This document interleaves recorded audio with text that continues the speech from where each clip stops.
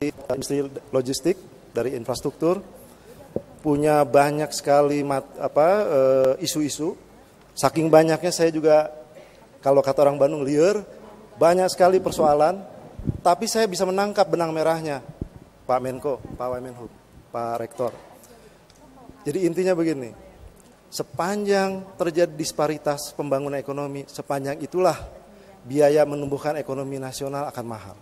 Ini bisa dilihat dari 26 sampai 27% biaya logistik nasional terhadap produk domestik bruto lebih tinggi, jauh lebih tinggi ketimbang Thailand yang hanya 16, klaimnya 16. Kemudian beberapa negara seperti Jepang itu 9%. Kemudian disparitas pembangunan ekonomi yang ditimbulkan karena ada disparitas industri, ini yang menyebabkan kenapa Ketua INSA Ibu Memei, Ibu Karmalita, mudah-mudahan belum pulang, membawa muatan dari Jawa, dari wilayah dalam ke wilayah depan, isi kembalinya 15% bahkan kosong. Kalau anak saya bilang, lah iyalah di sana nggak ada industrinya. Sampai Indonesia 100 tahun ke depan pun biaya logistik nasional akan mahal.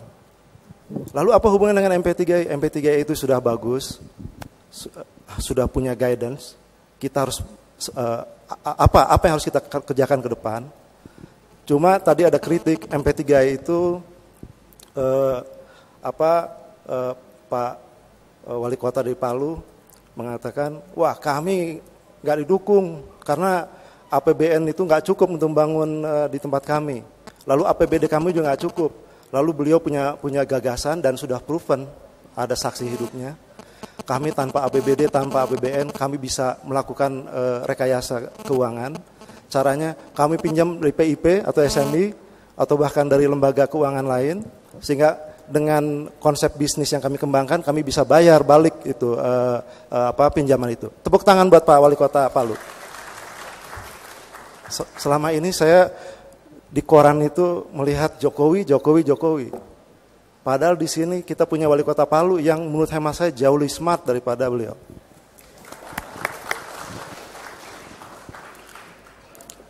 Ada yang menarik dari diskusi. Kita dikenalkan dengan paradigma wilayah depan dan wilayah dalam. Ternyata ini strategis sekali. Ini yang kurang dielaborasi Pak Menko, konsep wilayah depan dan wilayah dalam.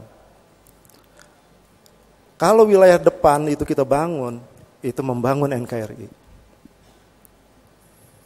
Tapi kalau dikotomi, kalau berpikir masih KBI, KTI, kalau kita fokus membangun wilayah timur, itu yang dibangun KTI. Lalu teman-teman di barat bilang, aku Padang Pariaman, aku Nias, kenapa aku nggak dibangun? Nah, konsep wilayah dalam dan wilayah depan ini menurut hemat saya sangat strategis. Kalau kita bisa mengembangkan wilayah depan itu sebagai katakanlah pusat-pusat pertumbuhan ekonomi. Bayangkan, barang-barang impor itu dibongkar di wilayah depan. Kemudian dari pelabuhan di wilayah depan, lalu ditransfer ke wilayah dalam, ke jantung pasar. Jantung pasar itu ada di Pulau Jawa. Apa yang terjadi dengan barang impor? Barang impor tidak leluasa masuk ke jantung pasar karena kita top up dengan biaya transit di wilayah depan. Lalu dari time limit, lead time itu juga akan nambah. Sehingga barang impor akan menjadi tidak murah, sehingga dia tanda kutip akan menciptakan daya saing buat barang-barang hasil produksi anak bangsa, domestik. Sehingga kalau saja kita bisa mengembangkan wilayah depan, pelabuhan-pelabuhan internasional hub port di depan, maka itu bisa menjadi 2, 3, bahkan 4 hal. Satu, kita bisa memfilter barang-barang impor dengan tidak menyalahi aturan main internasional, karena untuk menetapkan pelabuhan yang terbuka untuk kegiatan ekspor impor itulah pemerintah Indonesia, bukan WTO. Jadi kalau kita bangun di wilayah depan hub-port, maka kita yang tentukan, bukan orang lain. Kemudian teman-teman juga mengingatkan industri ekstraktif, industri menjual, mengekspor bahan baku harus kita tinggalkan. Kita harus lakukan hilirisasi. Ini sesuai dengan amanatnya MP3I. Kemudian anggaran pembangunan harus lebih heavy ke wilayah-wilayah depan. Ada istilah kalau di Jawa itu sebetulnya Pak Menko kita nggak usah ngasih budget yang terlalu besar. Modal kita itu adalah 1 peraturan, 2 kebijakan, 3 insentif. Itu pengusaha pasti mau melakukan kegiatan ekonomi di Jawa. Bahkan mungkin mereka akan punya ide untuk mengembangkan sendiri. Lalu kemana sebagian besar budget untuk pembangunan? Kita arahkan ke wilayah depan. Kita lakukan hilirisasi di sana, kita membangun hub-port di sana. Karena dengan bangun hub-port itu kita punya akan menciptakan daya saing logistik atau daya saing produk yang didukung oleh biaya logistik yang lebih lebih efisien, karena voyage-nya dari katakanlah dari wilayah dalam ke transshipment di wilayah depan, dari wilayah depan kita bisa direct call ke negara tujuan ekspor. Kemudian perlu ada keberpihakan dari pemerintah pusat, insentif yang berbeda dan jauh lebih menarik daripada di Jawa. Kenapa?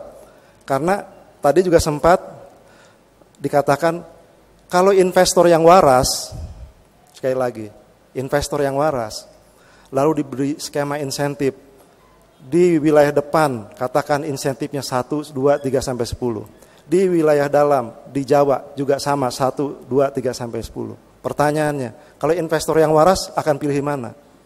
Akan pilih di Jawa. Oleh karena itu, untuk membangun wilayah depan harus not business as usual. Jadi harus konsisten. Jadi MP3I di wilayah depan itu harus dijalankan secara konsisten. Kemudian ada lagi,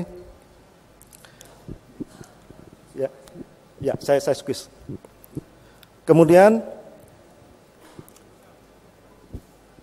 perlu adanya lembaga keuangan non-bank yang membantu investasi di daerah-daerah seperti PIP, SMI yang bisa menjadi alternatif pinjaman selain APBD maupun APBN. Terima kasih. Wassalamualaikum warahmatullahi wabarakatuh. Salam.